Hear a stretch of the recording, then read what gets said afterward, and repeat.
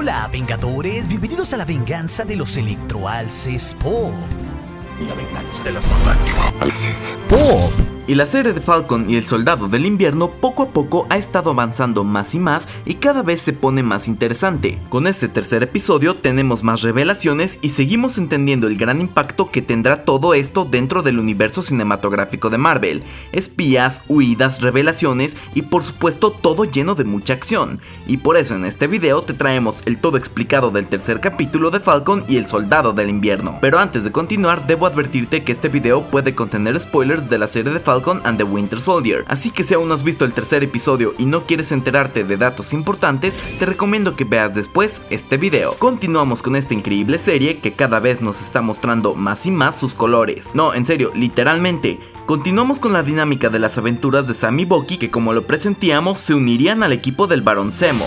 El episodio 3 ha sido el más largo hasta ahora con 53 minutos, pero es entendible porque estamos prácticamente a la mitad de la serie, que sabemos que solo tendrá 6 episodios. Continuamos con diálogos increíbles y profundos de todos los personajes que se complementan con una fotografía que sus detalles nos van revelando más cosas de la trama. La serie nos deja ver poco a poco de todo lo que representa el escudo del Capitán América. No solo es el símbolo de paz y esperanza, sino que para cada personaje significa cosas diferentes. De la mano que vamos entendiendo que la delgada línea entre héroe y villano se vuelve tan sutil en la trama que a veces es difícil distinguirla. El diálogo que nos presenta el Barón Zemo con todo lo que significan estos símbolos y cómo nos recuerda cómo hay personas como Steve Rogers que vemos como íconos que terminamos por idealizar, y esto realmente es peligroso porque dejamos de ver sus defectos, cosa que claramente pasó con el personaje del Capitán América, porque ni siquiera sus dos grandes amigos Bucky y Sam parecen recordar mucho sus errores, lo ven como el símbolo de perfección inalcanzable, y por eso Sam no se sentía lo suficientemente bueno para poder continuar con este legado. La serie realmente está permitiendo, con todos estos diálogos y con un poco más de profundidad de sus motivos, que los personajes sean tan coherentes con sus ideales que queda muy difícil no entenderlos. Y es que Carly y su gente están tratando de luchar por una causa que la desigualdad y los intereses del gobierno no se ponen de su lado.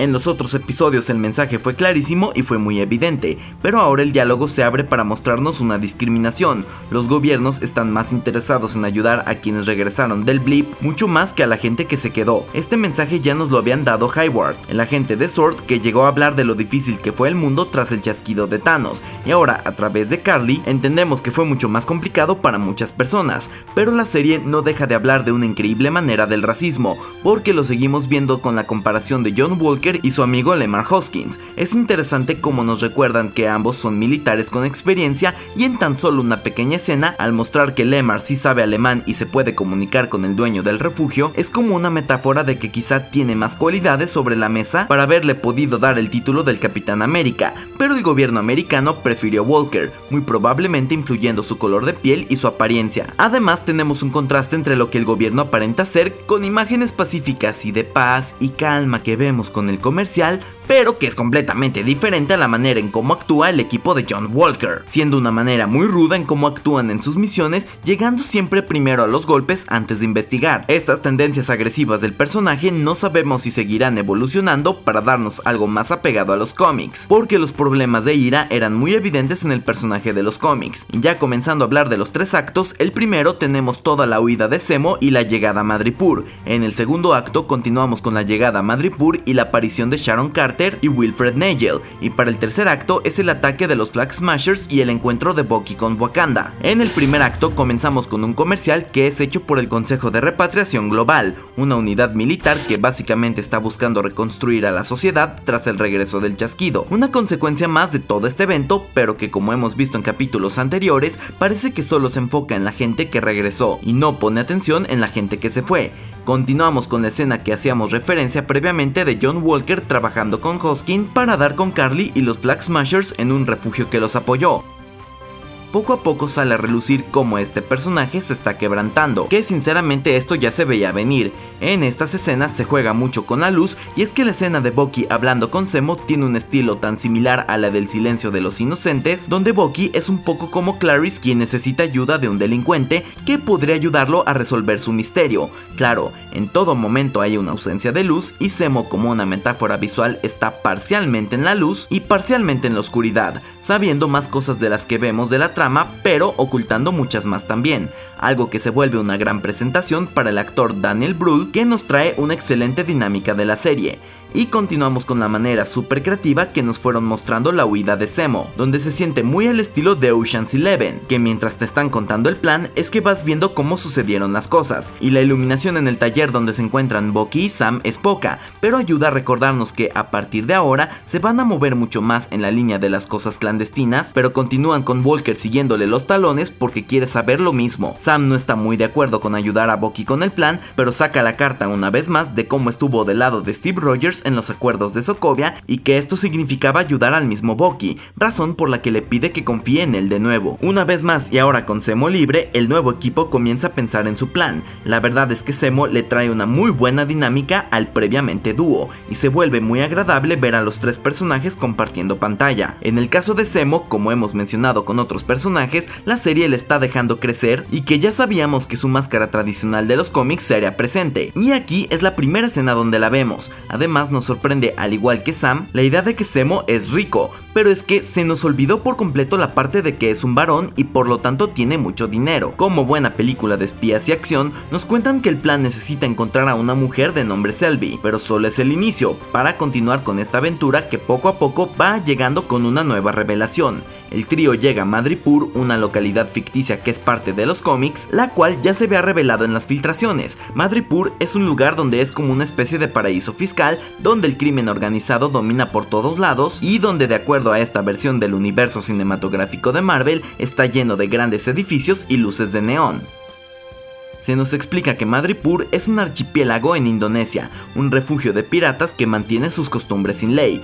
Por su parte, el primer acto termina cuando conocemos cómo Carly está en un campo de refugiados y alguien cercano a ella muere. Esto desencadenará en ella una personalidad más agresiva, de la que hablaremos más adelante. Para el segundo acto vemos cómo comienza con estas increíbles escenas que nos muestran a Madripoor. Se ve un montón de edificios llenos de luces que, como lo dicen más adelante, no le pedirán nada a Nueva York. Ahí la misma escena nos demuestra qué es lo que sucede en esta isla. Nos da una gran gama de colores en su fotografía, contraponiendo lo oscuro del panorama con las luces y los letreros de neón por todos lados que nos hacen sentir en el bajo mundo de Madripoor, pero al mismo tiempo con algo moderno. La isla tiene dos sectores, High Tower y Low Tower, que como su nombre lo indica se mueven de manera diferente, uno siendo más peligroso que el otro. Claro, en una de las paredes vemos en graffiti el letrero que dice en grande Power Broker is watching, o que el Power Broker te está vigilando, cosa que es una referencia a un posible villano oculto que ya se nos mencionó múltiples veces desde el capítulo pasado, porque es la gente que está persiguiendo a los Flag Smashers. Ahora, gracias a estas escenas, es que sabemos que en Madripoor prácticamente Power Broker es la ley, es el rey, juez y verdugo, es todo, y parece que no cualquiera lo conoce, y es que parece que no es alguien que uno quisiera conocer. Mientras están en este bar, ya sea porque realmente lo necesitaban o si lo hizo por pura diversión para que no se saliera de su papel, es que Zemo hace que Bucky tenga que pelear como si fuera otra vez el soldado del invierno, y esto nos regala una gran secuencia de acción, una lucha de cuerpo a cuerpo con la brutalidad que puede llegar a tener Bucky. Como ha estado picándolo a lo largo del episodio, se siente que quizás Zemo abusó un poco de ver a Bucky peleando de esta manera, porque toda esta culpa de Bucky precisamente hace que ya no quiera ser el soldado del invierno, y aquí lo vemos conflictuado por lo fácil que fue volver a tener esas acciones. Y bueno, gracias a las conexiones de Zemo es que el tipo logra estar al frente de Sylvie, la persona que les podría ayudar a encontrar el origen de este suero del supersoldado. Nos dicen que en Madripoor el suero está siendo trabajado por un doctor, Wilfred Nagel. Este personaje es sacado de los cómics. De acuerdo a su historia, el doctor Wilfred Nagel, cuyo nombre en código era Dr. Joseph Brainstein, era un científico que trabajaba para Project Rebirth, el experimento que creó al Capitán América durante la Segunda Guerra Mundial. Tras la muerte del Dr. Abraham Erskine, el ejército de los Estados Unidos le asignó la tarea de recrear el suero del supersoldado. Reclutó a 300 soldados afroamericanos que fueron utilizados como sujetos de prueba en Camp Cathcart. Isaiah Bradley fue el único superviviente que tomó el manto del Capitán América. No solo por los cómics, sino por lo que nos ha mostrado la serie, es que nos dan algo de pistas de cómo este suero podría conectar varios puntos de la trama. Y regresando a Bucky y Sam, tienen que huir de ahí inmediatamente porque prácticamente los descubrieron, pero un disparo mata a Selby y salva el día, pero rápidamente tienen que escapar de todos estos mafiosos y se da una señal de que hay una recompensa por ellos. Vemos como la parte underground de esta isla, que está mucho más oscura y mucho más amenazante, parece que el trío está acorralado y es salvado por Sharon Carter. Sabíamos que aparecería de esta manera porque la vimos en los trailers y ya había sido anunciada que era parte del elenco. Conocemos su triste historia y, a pesar de ser una fiel aliada de los Avengers y en especial de Steve Rogers, tal vez demasiado bien aliada, nos cuentan cómo quizá las cosas han estado muy mal gracias a que los Avengers se olvidaron de ella. Como les ayudó a Sam y Steve a escapar, se convirtió en prófuga de la justicia y se ha tenido que esconder en Madripoor, porque si regresa a Estados Unidos terminará en la cárcel. Ella los lleva a su casa y aquí nos dejan ver cómo ella ha cambiado tras todos estos eventos, como definitivamente ha tenido unos años muy difíciles, y otro diálogo súper interesante que nos trae la serie ocurre aquí, cuando Sharon habla de la hipocresía del gobierno americano que decidieron tomar el símbolo del Capitán América y buscar un reemplazo. Sam le dice a Sharon que Karli Morgenthau y otros 7 tomaron el suero del supersoldado. Convencen a Sharon de encontrar a este científico y esto gracias a que Sam le ofrece limpiar su nombre porque cree que es lo correcto a pesar de las hipocresías del gobierno. Él está dispuesto a intentarlo y le ofrece un trato a Sharon de ayudarlo si él limpia su nombre. Esto es interesante que sea el único de los presentes que se ofrece. Una vez más nos presentan esta parte idealista de Sam. Aquí, en el segundo punto es súper interesante del episodio, que gracias a Sharon Carter logran llegar con el Dr. Nagel, quien estuvo en Hydra y después fue reclutado por la CIA, quien tenía muestras de sangre de un soldado gringo. Es prácticamente seguro asumir que es Bradley, que gracias a estas muestras logró aislar el suero, pero hace una referencia muy grande a cómo este suero iba a ser algo diferente. Su suero sería más sutil, pero ocurrió el blip y fue borrado por 5 años. Cuando regresó ya no existía el programa, pero fue contratado para seguir trabajando y curiosamente hizo 20 sueros del supersoldado que fueron robados por Karli, nada más que ahora fue contratado para Madripoor y no para el gobierno de los Estados Unidos. Y hablando de Karli, la habíamos visto en un campo de refugiados donde cuida a una mujer que termina por morir de tuberculosis. El Dr. Nagel nos dice que trató de pedirle ayuda a él para salvarla, algo que no se puede olvidar, y esto es que no se detalla, pero se deja la puerta abierta a que el gobierno americano también tenga suero del supersoldado que estaba casi listo cuando ocurrió el blip. Esto nos hace preguntarnos en quién más ya lo usaron. Y lo que vemos a continuación para cerrar este acto es todo un montaje de acción con los cazarrecompensas que termina con la muerte del Dr. Nagel a manos del Barón Zemo y hace que todos tengan que huir. Lo que más llama nuestra atención es el momento en el que Zemo decide ponerse su máscara y no tener piedad sobre sus enemigos porque los aniquila, y gracias a esto logran escapar. Es una gran escena por toda la composición de la misma. Vemos a este personaje sobre los contenedores y hasta hay un momento donde lo vemos hacia arriba con la pistola. Destaca bastante el contrapicado porque lo vemos con un fondo de nubes que nos recuerdan que es un poderoso villano, detalle que seguramente no debemos de olvidar. Para el acto final, por su parte, Karli continúa trabajando para su organización porque atacan un almacén con provisiones.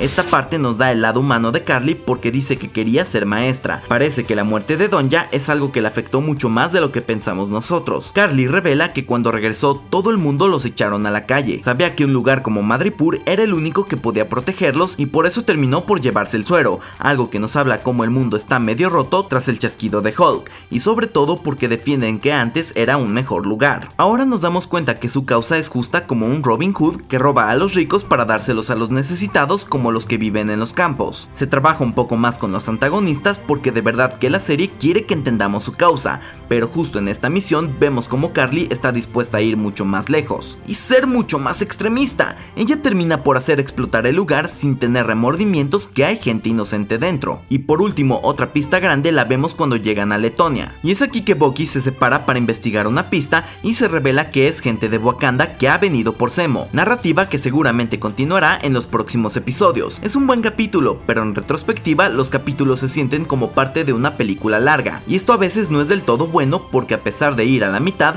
aún se siente que apenas están sentando las bases de algunas cosas. Algo muy diferente a lo que pasó con WandaVision, que cada episodio tenía su propio desarrollo y concluía, o como el Mandalorian, que también cada episodio sabes perfectamente de qué se trata. En cambio aquí es simplemente una película tan larga que la partieron en diferentes partes. Se continúa abriendo la trama y a pesar del discurso interesante de protesta, aún no se concreta nada. Les hace falta un cliffhanger más apantallador para mantenernos muy atentos. Si bien es un buen desarrollo de la trama y de personajes, esperábamos a estas alturas un poco más de revelaciones o que mínimo se continuaran con tramas que ya abrieron. Ahora ya tenemos el conflicto bien armado, así que los 3 episodios que quedan esperamos que sea una resolución muy grande, así que debemos de esperar grandes cosas. Pero no te pierdas los easter eggs y referencias de este tercer episodio que te dejaremos aquí en las pantallas finales cuando quede publicado, junto con el todo explicado del episodio 2. Y como siempre, acabas de ver la venganza de los electroalces pop, lo que te hace a ti un vengador. So say we all.